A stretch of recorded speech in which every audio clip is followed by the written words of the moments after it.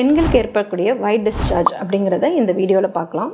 White discharge அப்படிங்கிறது நார்மலாக இருக்கலாமா, எல்லா ஒயிட் டிஸ்சார்ஜும் அப்நார்மலா அப்படிங்கிறத பார்க்கலாம். ஒயிட் டிஸ்சார்ஜ் அப்படிங்கிறது நம்ம வாயில் எப்படி உங்களுக்கு எச்சில் சுரக்குதோ அது மாதிரி நார்மலாகவே வரக்கூடிய ஃபிசியலாஜிக்கலாக செக்ரேட் ஆகக்கூடிய ஒரு லிக்விட் தான் ஒயிட் டிஸ்சார்ஜ் அப்படிங்கிறது. ஸோ நார்மல் டிஸ்சார்ஜ் அப்படிங்கிறது எல்லாருக்குமே பீரியட்ஸ் சைக்கிளில் மிடில் ஆஃப் த சைக்கிளில் ஓவுலேஷன் அப்போ வந்தாலோ அது நார்மல் அப்படின்னு எடுத்துக்கலாம்.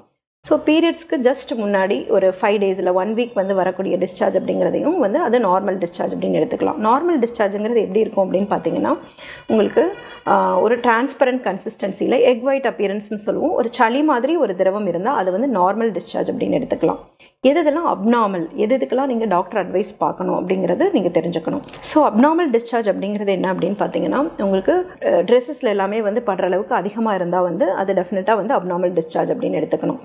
ஸோ உங்களுக்கு அந்த கன்சிஸ்டன்சி பார்த்தீங்கன்னா, உங்களுக்கு திரியாக இருக்கிற மாதிரியோ, தயிர் மாதிரி திரியாக இருக்கிற மாதிரி, இல்லைன்னா ஒயிட்டிஷ் கலரில் இருந்தாலோ, இல்லைனா எனி அதர் கலர்ட் டிஸ்சார்ஜ் அப்படின்னு சொல்லுவோம். ஸோ பிளட் ஸ்டெயின் டிஸ்சார்ஜ் இருந்தாலோ, இல்லைனா எல்லோ கலராக இருந்தாலோ, மைல்ட் க்ரீனாக இருந்தாலோ டெஃபினட்டாக உங்கள் டாக்டர் கிட்ட பார்க்கணும்.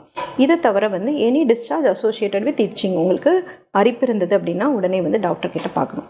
தேங்க்யூ.